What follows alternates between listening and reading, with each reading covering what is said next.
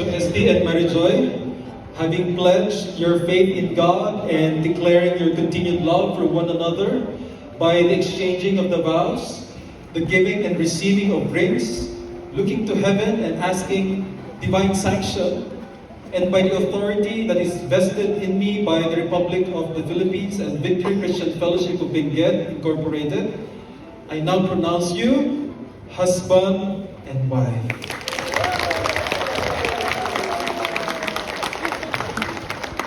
So what God has joined, let it forever remain sacred, because you are now husband and wife, one in spirit and soul, standing pure and holy before God and before one another.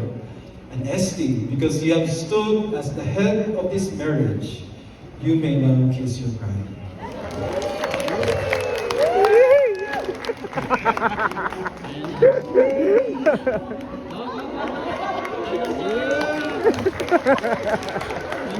Nakuha ko yun, napicturean ko. Hindi.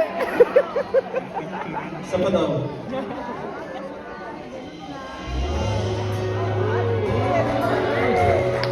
Ladies and gentlemen, I now present to you